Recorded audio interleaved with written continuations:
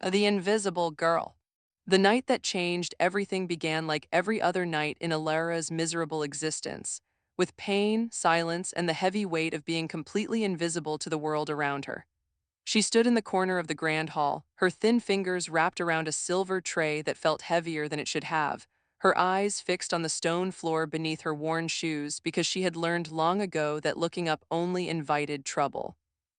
The noble families of the kingdom had gathered for the annual blood moon celebration, a night when the most powerful beings in all the lands came together to dance, to drink, to make alliances, and to remind everyone of their unquestionable power.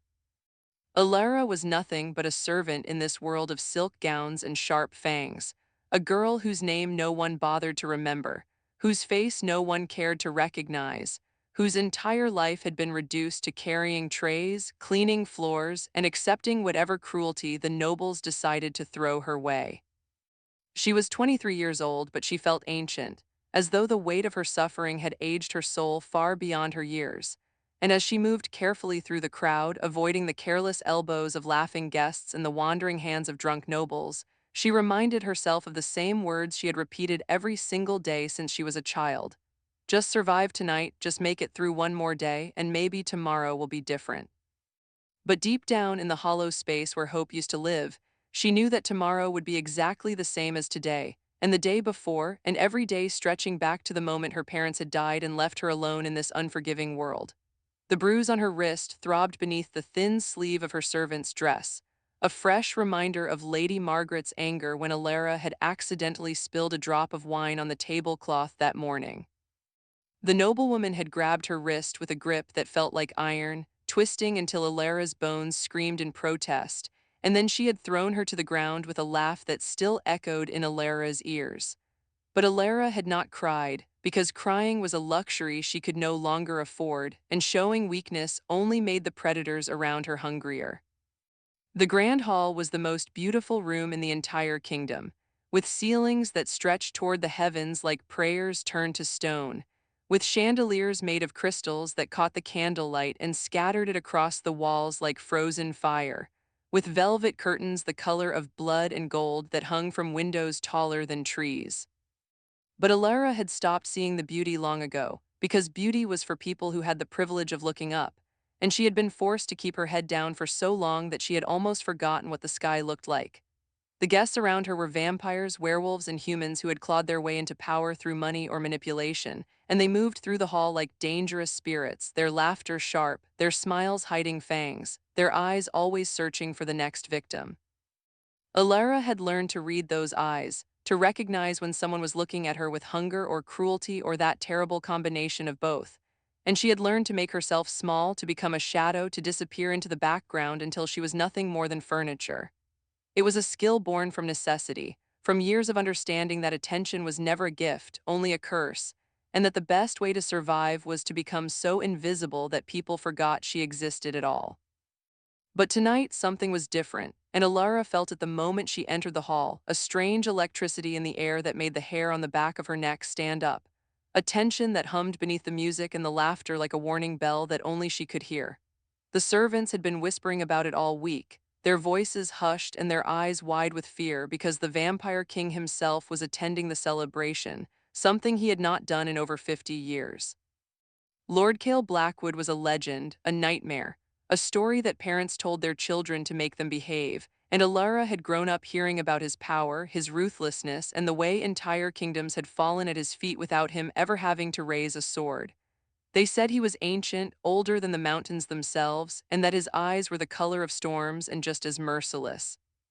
They said he had watched empires rise and crumble to dust, that he had loved and lost in ways that had turned his heart to ice, and that anyone who dared to defy him would find themselves facing a death so terrible that their screams would echo through eternity.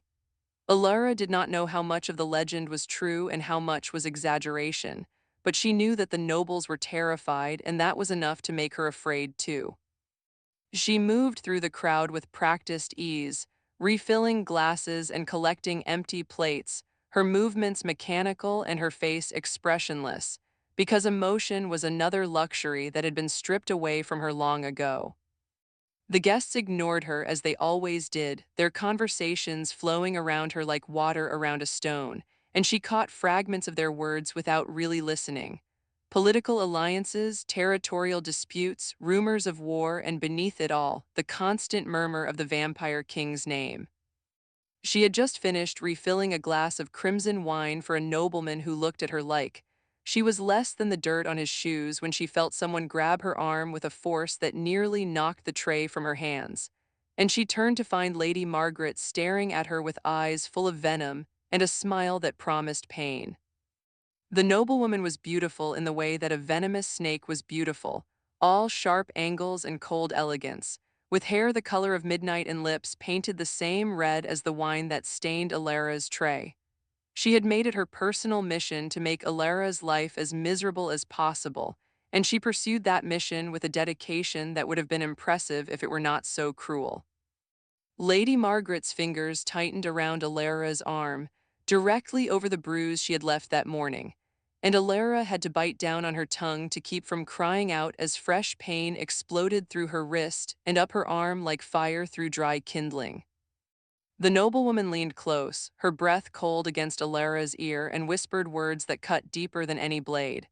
"You think you can hide from me, little mouse. You think you can disappear into the shadows and escape my notice. But I see you, I see every pathetic step you take, and before this night is over, you will understand exactly how worthless you truly are." Alara did not respond because responding only made things worse, and she kept her eyes fixed on the floor as Lady Margaret's grip tightened further, twisting her wrist in the same way she had that morning. And Alara felt something inside her crack, not just her bones, but something deeper, something that had been holding on by the thinnest of threads for years and was finally beginning to break. And then suddenly the room went silent, and the silence was so complete, so absolute that it felt like the world itself had stopped breathing. Alara looked up for the first time in what felt like forever, and she saw him standing in the doorway, and in that moment she understood why people were afraid, why legends were born, and why some beings were called kings not because of the crowns they wore, but because of the power that radiated from them like heat from the sun. Lord Cale Blackwood was tall in the way that ancient trees were tall, not just in height but in presence, as though he took up more space than physics should allow, as though reality itself bent around him in recognition of his importance. His hair was dark as midnight silk, falling across his forehead in waves that framed a face carved from marble and shadow, with cheekbones sharp enough to cut and a jaw that spoke of centuries of command.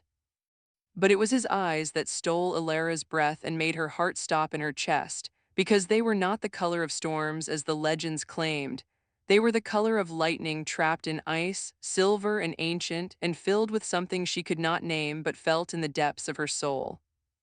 He wore black, simple and elegant, without the ornate decorations that the other nobles used to display their wealth, because he did not need gold thread or jeweled buttons to prove his power. His power was evident in every line of his body, in every step he took, in the way the crowd parted before him like the sea before a god.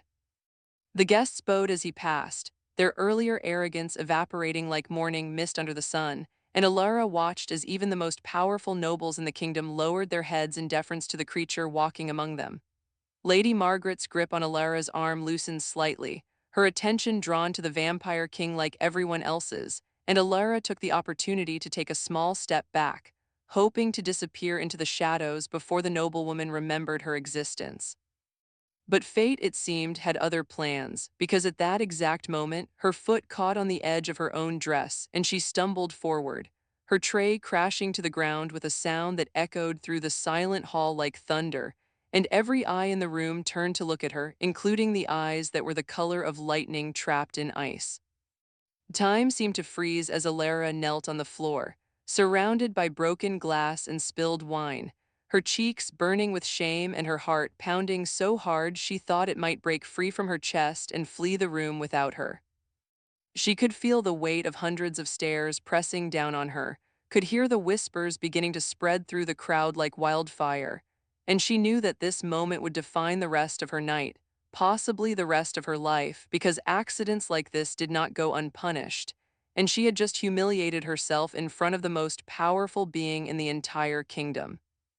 Lady Margaret was already moving toward her, her earlier venom now mixed with glee at having such a perfect opportunity for public punishment. And Alara braced herself for the blow that was coming, for the words that would cut, for the pain that had become as familiar to her as breathing.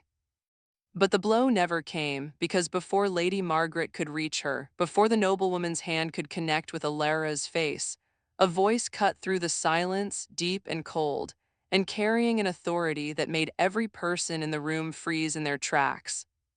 The voice said only one word, stop, but that single word contained more power than all the threats Alara had ever heard in her life. And Lady Margaret stopped as though she had been turned to stone, her hand still raised, her face suddenly pale with a fear that Alara had never seen on those cruel features before. Alara looked up and found the vampire king standing before her, so close that she could see the way the candlelight danced in his silver eyes, so close that she could feel the cold power emanating from him like frost from winter itself. He was looking at her, not through her as everyone else did, but directly at her as though she was the only person in the room, as though she was something worth seeing, and the weight of that gaze made her forget how to breathe. His eyes moved from her face to her arm, where her sleeve had fallen back during her fall, revealing the bruise on her wrist, the purple and black marks that stood out against her pale skin like accusations written in ink. Something flickered in those ancient eyes, something that looked almost like anger, though Alara could not imagine why a king would feel anger over the bruises of a servant. And when he spoke again, his voice was quieter but somehow more terrifying than before. He asked who did this, and the words hung in the air like the blade of a guillotine waiting to fall. "Oh, the claiming." The silence that followed the Vampire King's question was so heavy, so suffocating, that Alara could feel it pressing against her chest like a physical weight, making it impossible to draw breath, making it impossible to think, making it impossible to do anything except kneel there on the cold stone floor surrounded by broken glass and spilled wine while the most powerful being in the entire kingdom waited for an answer that could change everything.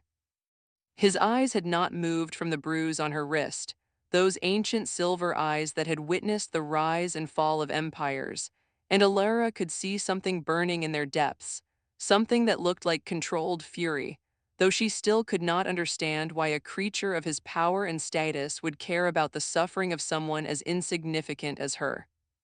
The guests around them stood frozen in various poses of shock and fear, their earlier laughter and conversation completely forgotten, and Alara could feel their eyes on her, could hear their minds racing as they tried to understand what was happening, tried to calculate what this unexpected attention from the Vampire King might mean for the delicate balance of power they had spent their lives building. Lady Margaret stood a few feet away, her hand still raised from the slap she had intended to deliver, her face a mask of barely concealed terror that Alara had never seen before and found strangely satisfying despite the fear coursing through her own veins.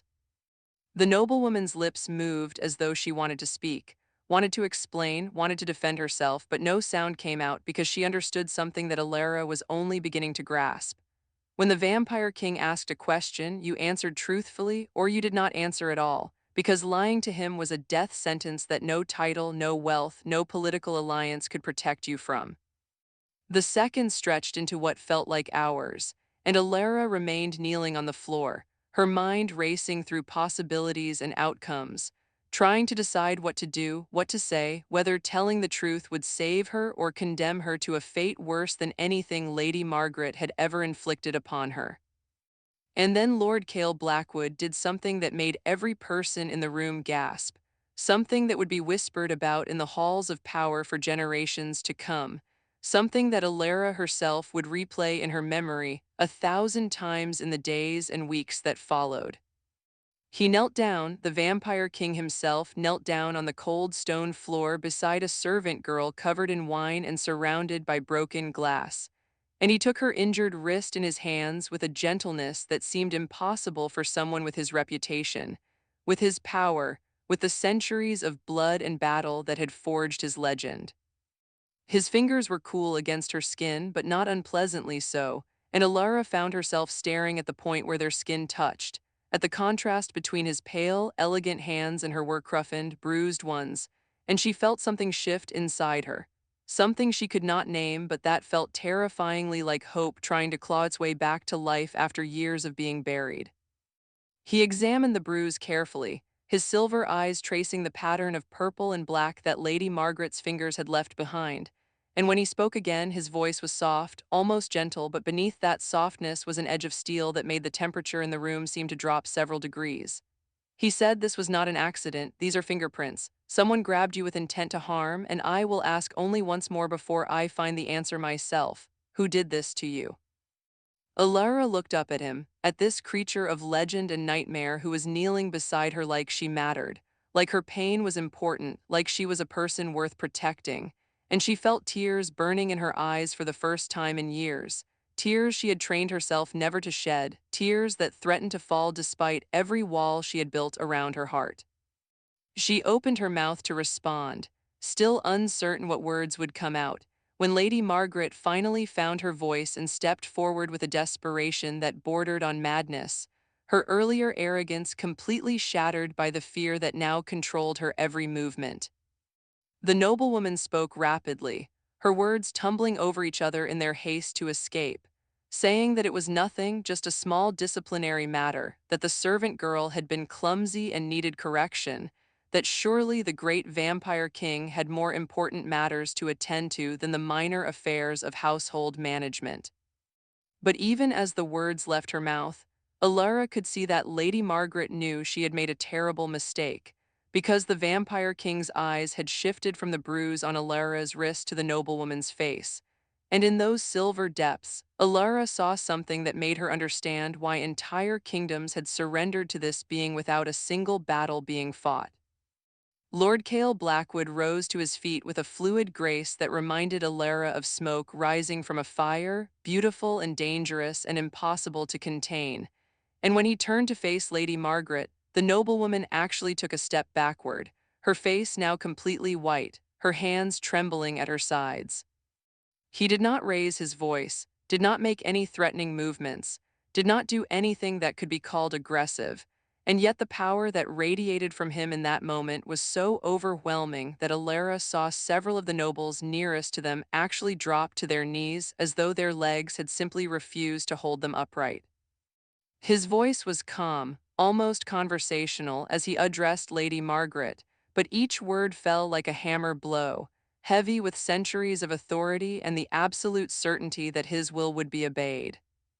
He said, "You call it discipline, you call it correction, but what I see is a noblewoman who believes that her title gives her the right to harm those who cannot defend themselves. What I see is cruelty disguised as authority. What I see is everything that is wrong with the world I have watched humans and immortals build over the centuries I have lived."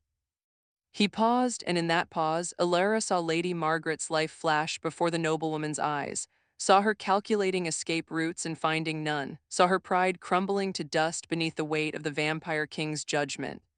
Then he continued, his silver eyes never leaving the noblewoman's face, and his next words sent a shock through the entire room that Alara could feel like a physical wave. He said, "This girl is now under my protection. From this moment forward, she belongs to the House of Blackwood, and anyone who touches her, harms her, or even speaks to her with disrespect will answer to me personally. And I promise you, on my name and my crown, that the answer will not be pleasant."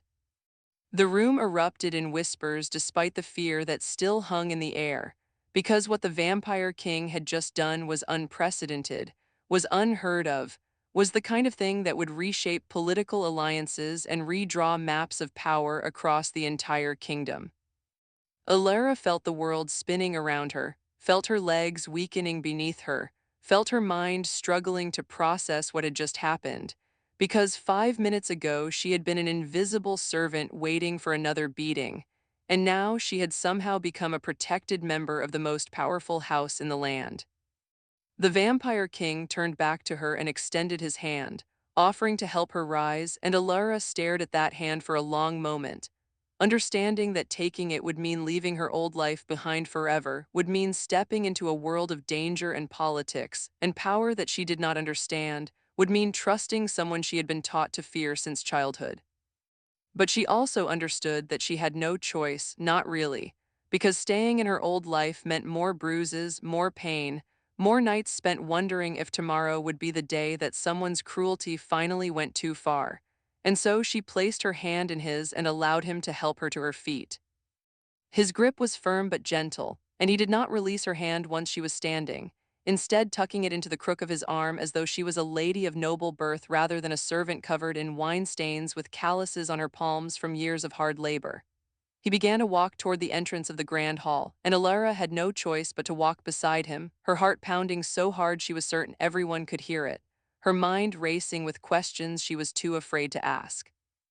The crowd parted before them like waves before a ship, and Alara saw faces she recognized, faces of nobles who had mocked her and servants who had pitied her. And in every face she saw shock, confusion, and something that might have been envy, and she understood that her life would never be the same again.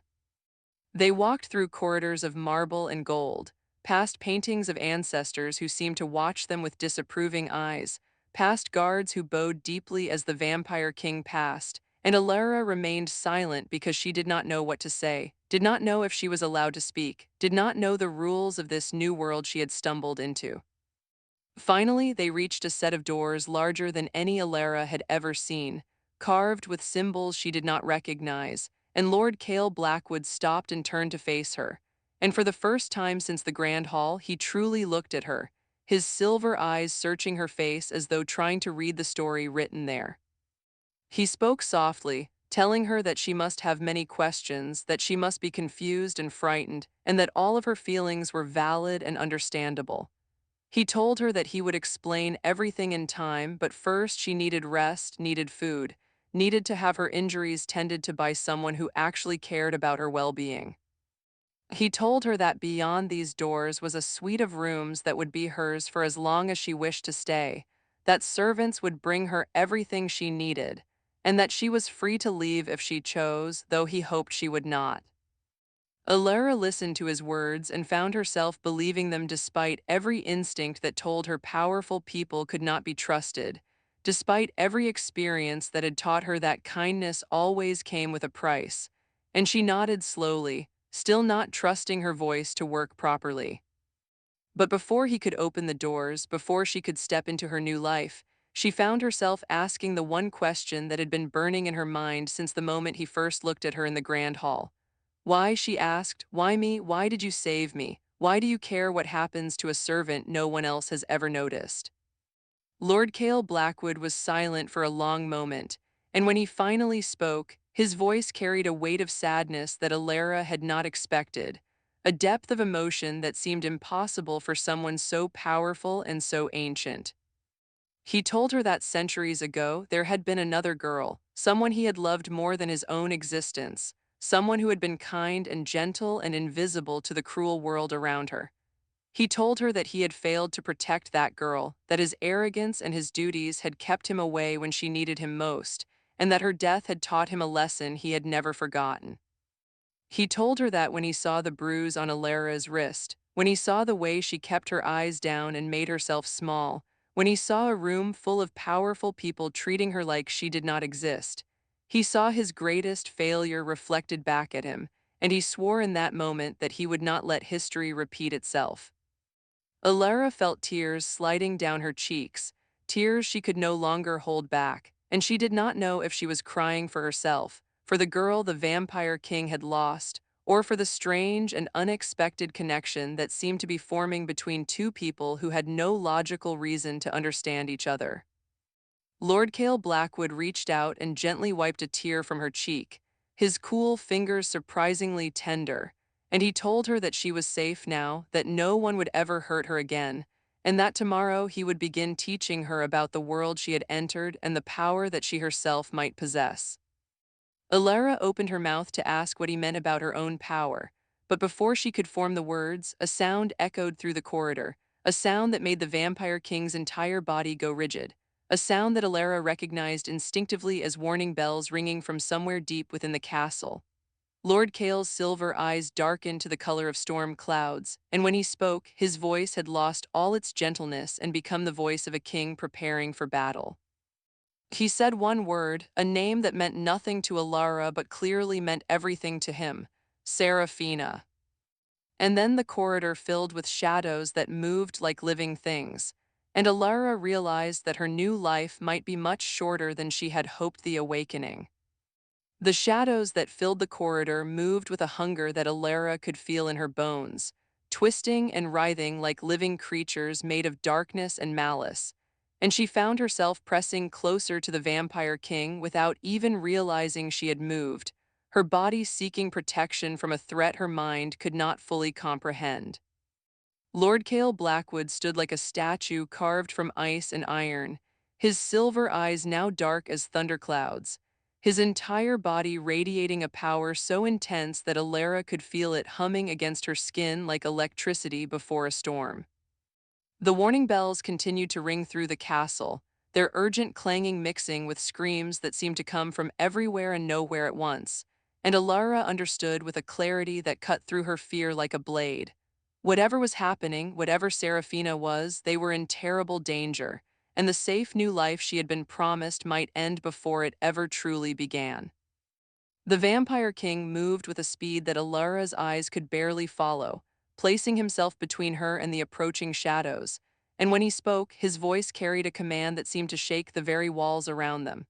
He ordered the shadows to stop, to reveal themselves, to face him like the cowards they were rather than hiding in darkness like rats. And for a moment, the shadows actually hesitated, as though even creatures of pure darkness feared the power of Lord Cale Blackwood.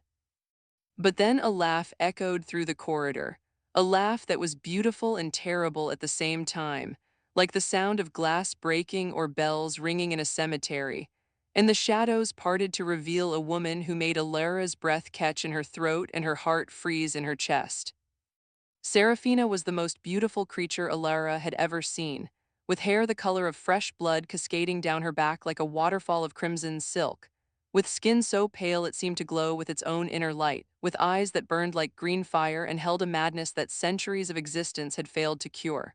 She wore a gown of black lace that seemed to be made of the same shadows that surrounded her, and when she smiled, Alara saw fangs that gleamed like daggers in the dim light of the corridor. The vampire woman moved toward them with a grace that was almost hypnotic, her eyes fixed on Lord Cale with an intensity that spoke of history, of passion, of love that had curdled into something dark and obsessive over the long centuries they had both walked the earth.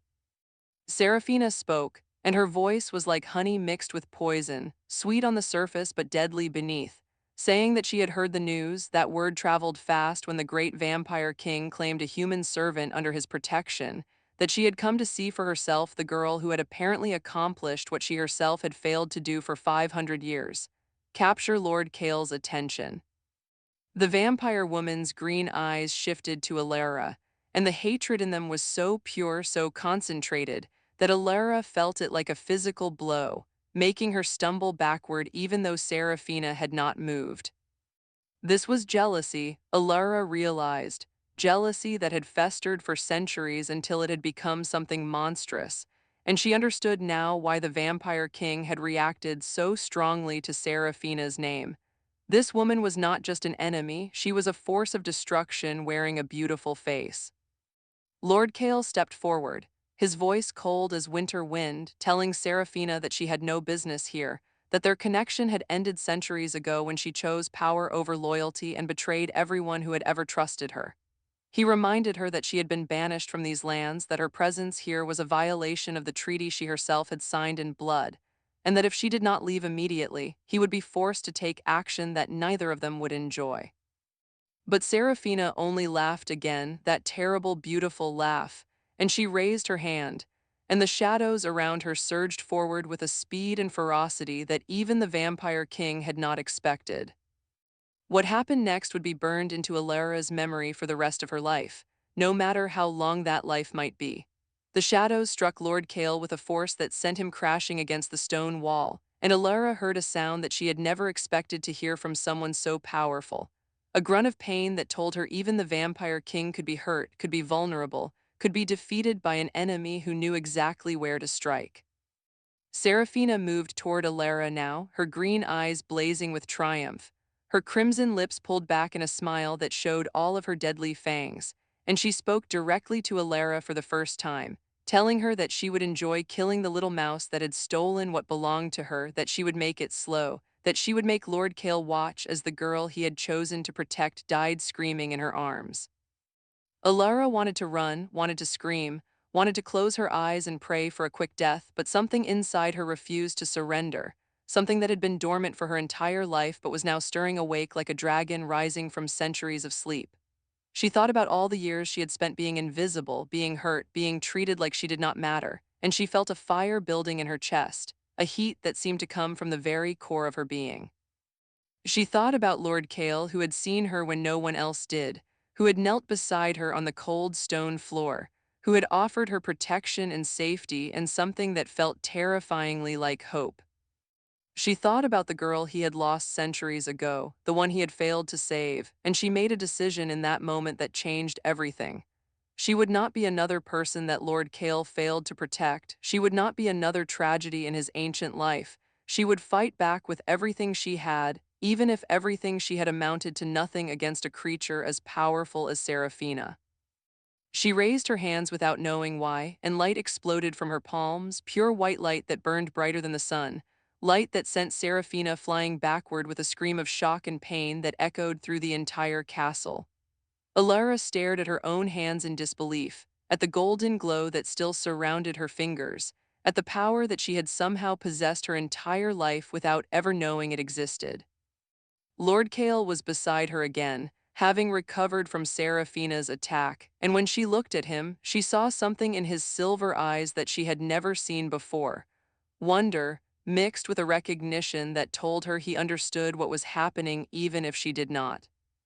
He told her quickly, his voice urgent but steady, that she was a light bearer, one of the rarest beings in existence, a human born with the power to channel pure light, the one force that could truly harm creatures of darkness like vampires and the shadow demons that Seraphina commanded. He told her that light bearers were hunted to extinction centuries ago by those who feared their power, that everyone believed they were gone forever, and that her existence was nothing short of a miracle that would change the balance of power in the entire kingdom. He told her that this was why he had felt drawn to her in the grand hall, that something in his ancient blood had recognized her light even before she knew it existed, and that he had claimed her not just to protect her from Lady Margaret, but because he sensed the power sleeping inside her and knew that she would need protection from far more dangerous enemies. Seraphina rose to her feet, her beautiful face now twisted with fury and something that looked almost like fear, and she summoned more shadows, more darkness, more of the power that had allowed her to terrorize kingdoms for hundreds of years. But Alara was no longer afraid because she could feel the light inside her now, could feel it responding to her thoughts, to her emotions, to the desperate desire to protect herself and the vampire king who had shown her kindness when no one else would. She reached deep inside herself, to the place where hope had been buried for so long, and she found that hope transformed into something more powerful than she had ever imagined, the ability to shine so brightly that no darkness could stand against her. The battle that followed was brief but legendary, a collision of light and shadow that would be spoken of in whispers for generations to come. Alara unleashed her power with an instinct she did not know she possessed, creating barriers of light that shattered Seraphina's shadows, creating weapons of pure radiance that drove the vampire woman back step by step. Lord Kale fought beside her, his own ancient power combining with her light in ways that seemed almost magical, and together they pushed Seraphina toward the window at the end of the corridor, toward the night that waited beyond the glass like a dark promise. Seraphina screamed threats and curses as she was forced backward, promising vengeance, promising death, promising to return with armies that would burn the castle to the ground and everyone inside it.